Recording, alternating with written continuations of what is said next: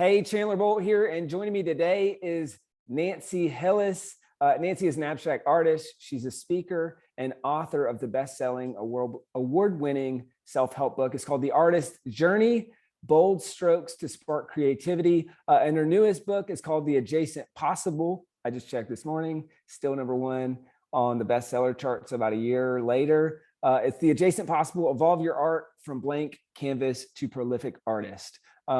Nancy has been part of our Accelerator program. She's been attendee at Author Advantage Live. She's been a self-publishing school student. It's been fun to be a small part of her journey over the years and just see her continue to grow and the business continue to grow. We've got a really special video that you check out. We'll link it up along with this interview, kind of a cool 3-minute cinematography type video that's really cool about Nancy's journey. So you might want to check that out as well. Nancy, welcome. Great to have you here. Thank you so much, Chandler. It's great to be here. Yeah, so I want to dive in. But first, I want to make a note. So if you're listening on the podcast, you're watching this video on YouTube, this is coming out in the lead up to Author Advantage Live this year. If you haven't already, grab your ticket for Author Advantage Live before prices go up. You can get a ticket at authoradvantagelive.com. Prices are going up, kind of leading up to the event. And it's going to be amazing. It's a 3-day event about helping you sell more books, launch your author career, grow as an author, maybe even get your first book published. It'll be really helpful. We'll touch on that a little bit and hear about Nancy's experience with that later in the episode. But grab a ticket at authoradvantagelive.com. So let's start here, Nancy. Why did you decide to write your first book? And how and when did you find self-publishing school in that process? Well, Chandler, I wanted to write a book for years. I mean, I was kind of like 30 or something, and I was sitting in my psychiatry office, and I wanted to write a book. But this was before you were out there. This was before the whole self-publishing movement was happening, and you had to go through the New York publishing houses. And I kind of started, but then stalled out. And so it was like this big dream that was living inside of me for years. And then time marches on. And back in about 2015, I was already starting to teach live abstract painting workshops. And I was thinking about beginning an online course, which I did. So that kind of got me online more. And that dream reappeared, and I found you. It might have been on a YouTube video. I'm not exactly sure. Maybe I was digging around for publishing books, but I found you, and what you were doing with self-publishing school really spoke to me. And I felt like what you said is that you could speak this book into existence. And there was something about the way you said that made me believe I could finally write a book. And so did you join before you started the book? Had you already gotten some words on the page, or where in the process was that? I joined before I started the book. Cool. Awesome. Okay. That's a great place and a great time. And so how long after you joined was the book published? Okay. So I believe I joined in 2015, 16, somewhere in there, really early. And so I, started taking in the material, but it took a while for me to get published and to write the book and then get published, because I was building this online course, The Artist's Journey. But I learned so much in that mind mapping and the things you taught that actually translated into creating the course. So I then started writing in 2017, and then I think it was ready in 2018, but being somewhat of a perfectionist, I had to keep working on it and editing and bringing more into it. And I think it actually made it deeper. So I published in January 2019. That's great. And then what did, for people who are either thinking about writing a book and then creating an online course, or maybe they already have an online course and they're thinking about turning that into a book to use, and we'll talk about this later, but how you've used your book to grow your course business and your business as a whole. What were lessons that you learned from that process? And going back, do you have a recommendation on which one you think people should do first? Oh, wow. That's a very interesting question, because I did do it differently than many people. That is, I built the course. Then I wrote the book and then published. And the good thing about that, Chandler, was that I was building this group of people, artists, and who knew my work, so that when I got the book published, I had an audience ready to jump into that book. And it actually fueled the content of the book as well. So that was very interesting to do it that way. But I can also see where the other way is also powerful, because when you write a book, that brings in so many people that you probably wouldn't ever find, through getting it up on Amazon, getting it out into the world, on the search engines, essentially. So it's brought in people to our higher level master classes. That's cool. That's great. Mhm. Now, what did you, you talked about working with people via the course and using that to make the book better. Any tips for people who maybe they already have an existing course or program, and they work with people, and how they can distill those lessons learned to help make the actual book better? Yes. And I think what you can do, if you already have a course and you've got your group in there, you can have these conversations with them and find out what is most meaningful to them. What kinds of problems are they needing to be solved? What are they interested in? And that can also feed into what you're writing about. And then it's a win-win for you and for your audience. Cool. That's great. What was the toughest part about writing the book and getting ready for publishing, and maybe the biggest lessons learned or tips that you would have for folks? Well, I think that for me, the hardest part is marketing. And I think that's the case for any, like the courses, the books, whatever. Because I was trained as a psychiatrist and I didn't have any background in business or anything like that. So I feel like I learned so much through your courses about how to market the book. And it's important to get on that early and just keep tracking along and doing that. And also what you taught about the launch team, building a launch team, was so crucial. So let's use that as kind of a transition to talk about the launch and selling more books and all that stuff. So how did you launch the book? And obviously it sounds like the launch team was a big part of that, but what were maybe the top 2 or 3 things you did to launch the book? Well, in that very first book, which did it very well, and it sold over 10,000 copies, The Artist's Journey, I followed along what you said to do, which is, begin to build up interest before you publish the book. And so we ended up building up interest, talking about it, sneak peeks, that sort of thing, getting excitement happening. We did a pre-order. This is the first time I ever published. We just did that built up excitement. We did the ebook that was free at first and then 99 cents after that. And then we gradually built that up. That brought in new audiences. So I think if you track along and follow what Chandler teaches, that can really help. Now, we did another interesting thing, Chandler, on the Adjacent Possible. So almost 2 years later, the Adjacent Possible came out, and it hasn't even been a year out there. We did something very unusual. We were very busy getting our daughter to college, so we didn't have a lot of time to launch. But what we did is, this is a nonfiction book, but the first chapter is a story. It's a fiction story in the first chapter that kind of illustrates what this book is about. And I gave a book reading, and people love that. Then after hearing the book reading, I read the first chapter, they wanted the book. And the other piece that we did is we're very interested in helping with food insecurity. This is a big mission that I have and that our daughter started before she left for college. We have a community fridge where it's a give-take refrigerator. We put food in there, people come and get food, and we have people every day doing this. So what we did is we said, for the first 30 days, all the proceeds from the ebook is going to support the community fridge. And so that was very meaningful and powerful for us.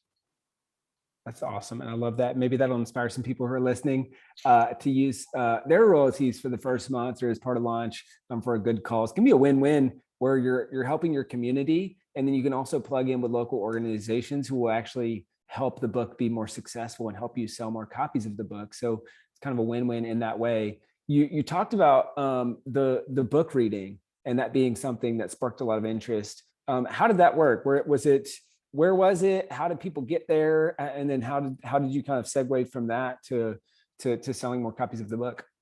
Well, what we did is right here in my studio, my husband, Bruce Sawhill, and I came on and just talked about the book. He's been very involved in my business.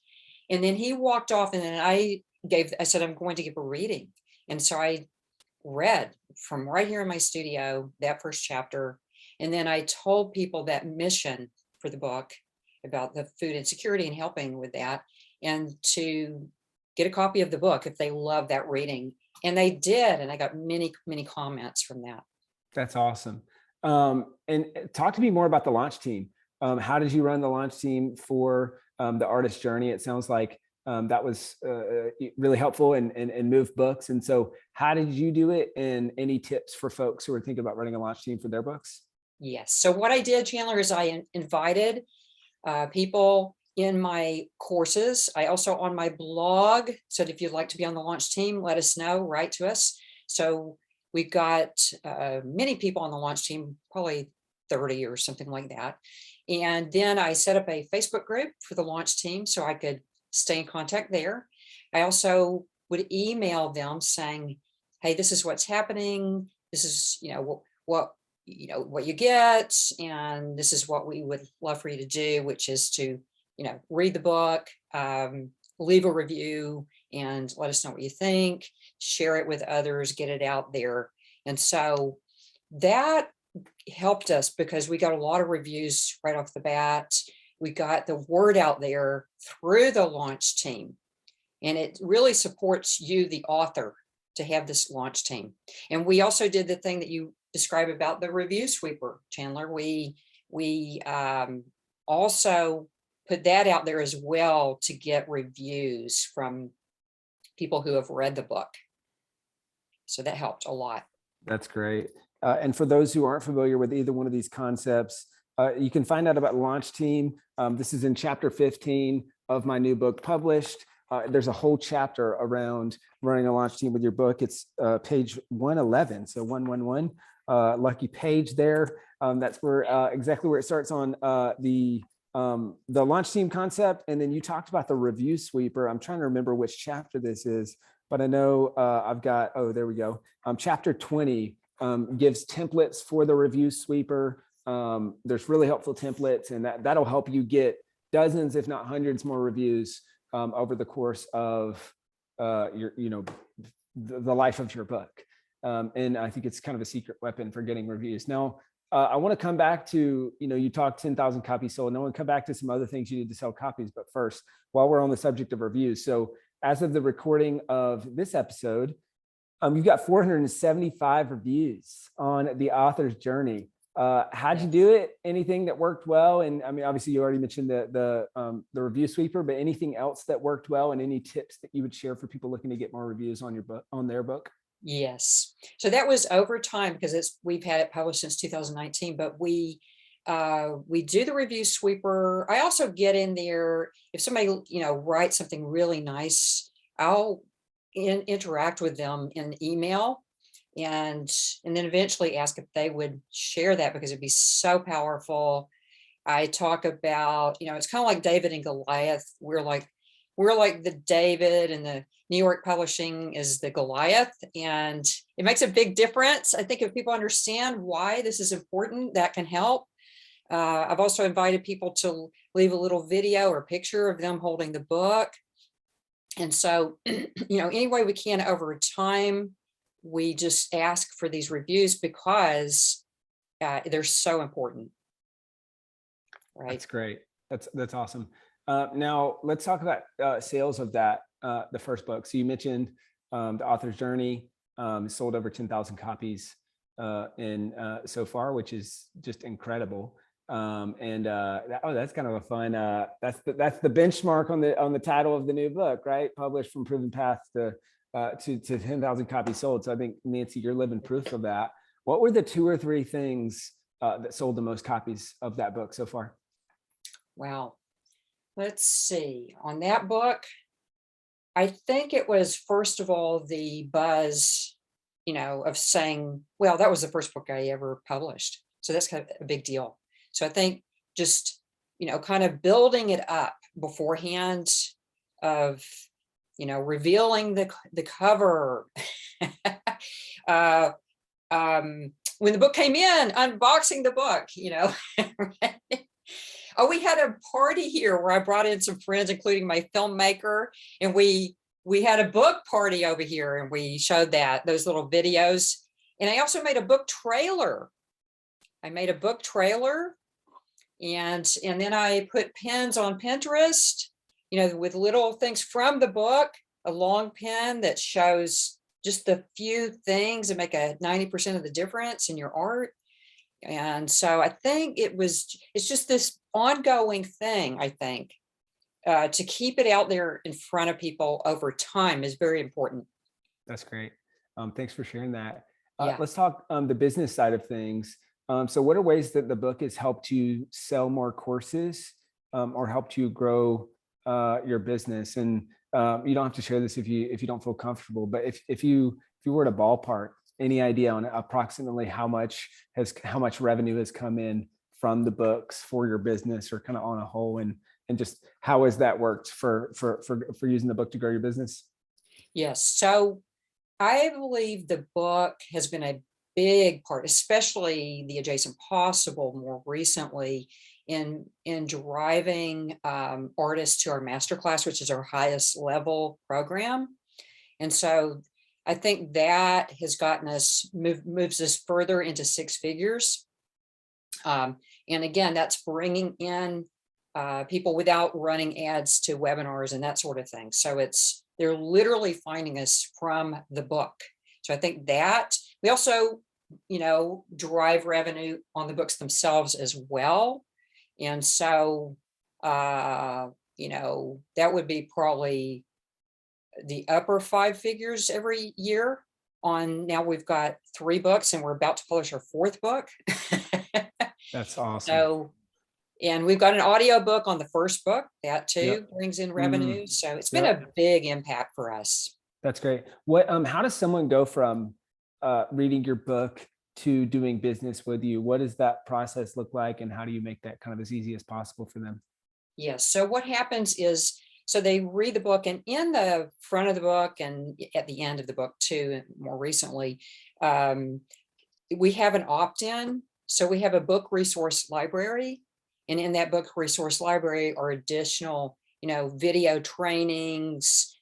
There's a podcast on one of them. We've got a new quiz coming for the 4th book. So different things that they can opt into, and then they come into our ecology and get on our list, and then we have a relationship with them. Sometimes people just write to me directly and say, I read your book, wow, and then we start to write back and forth.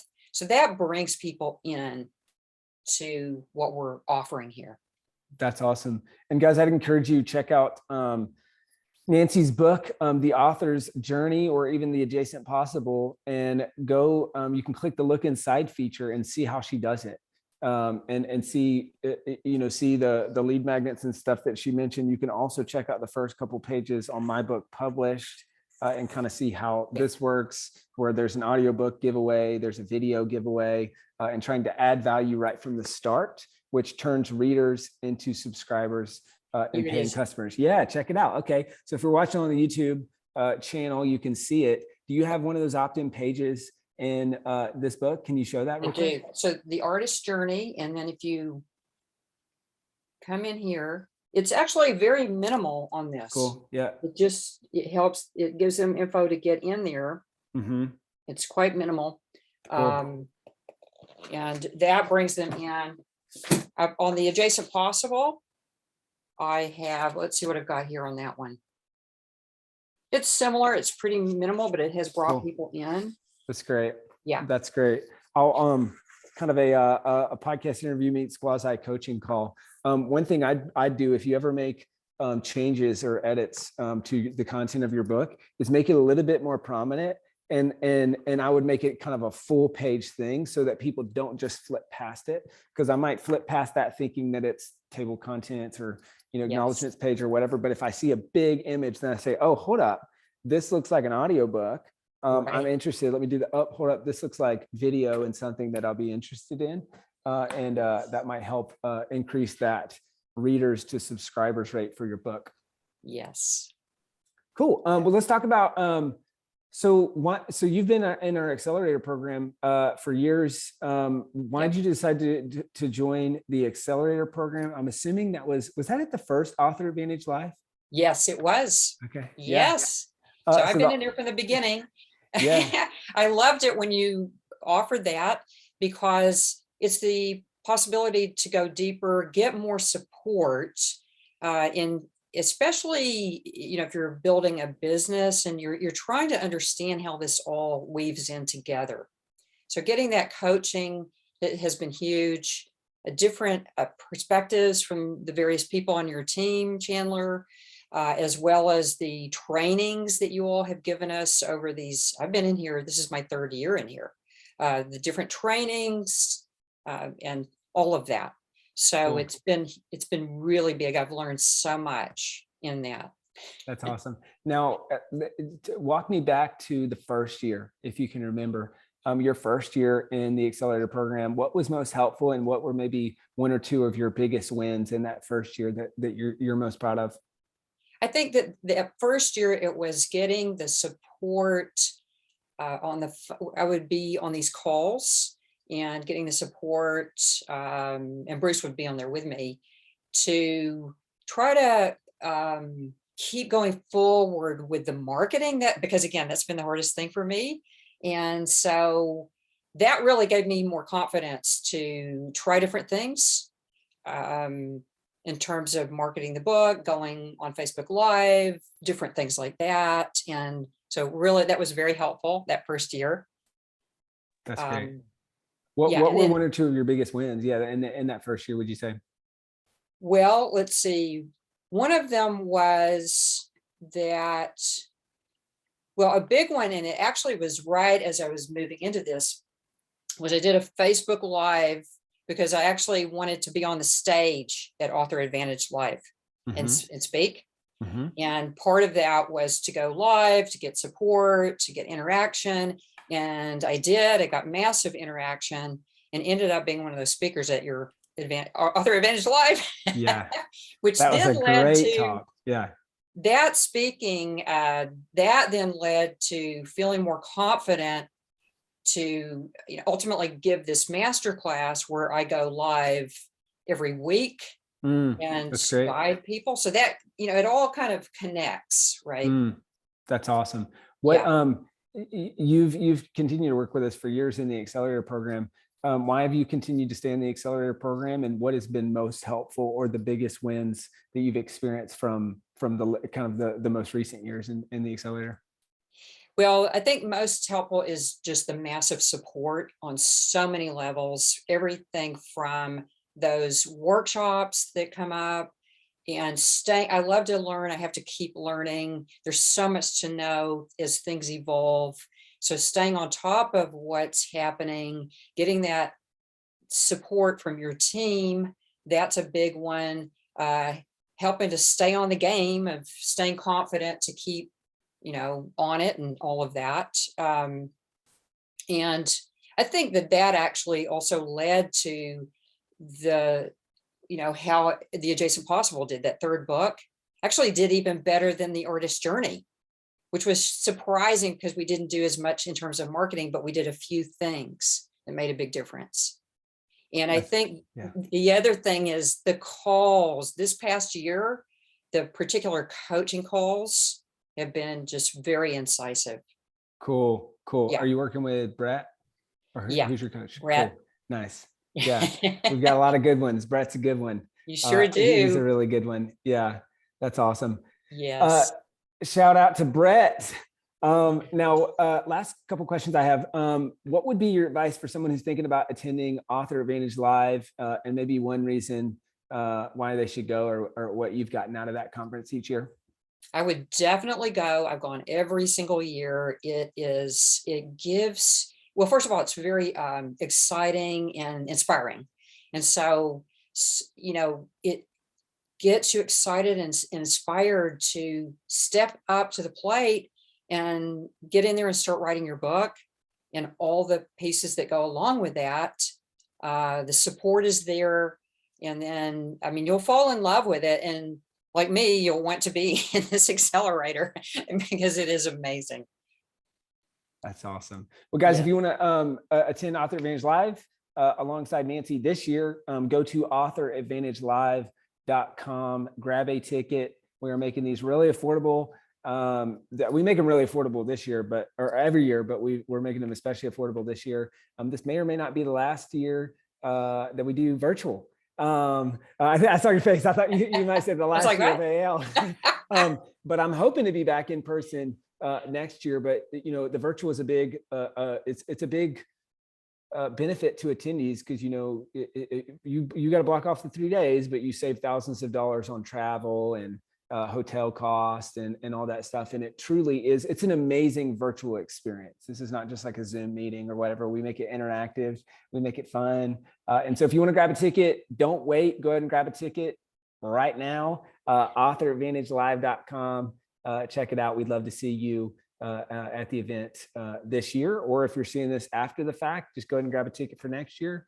And who knows, maybe we'll be back in person. Maybe we'll see you there. So Nancy, what would be your parting piece of advice, knowing what you know now, for the Nancy of years ago, before your first book, and all the other Nancys out there who are thinking about writing and publishing their first book? I would say, listen to your dream. These creative impulses live inside of you, and there's a reason why you have this dream to write your book. It's one of the most profound experiences to write your book, to get it out into the world, and to literally hold it in your hands. It's a tangible thing.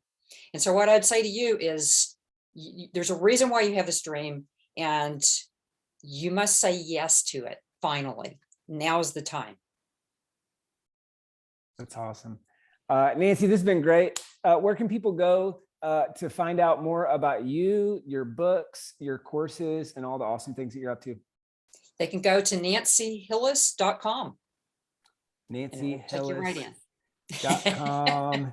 Check it out. And you can grab a copy of her book, The Artist's Journey, or even her newest book, The Adjacent Possible. Nancy, you're amazing. Can't wait to see you at Author Advantage Live. Talk to you real soon. Thank you so much, Chandler. Bye. Thank you.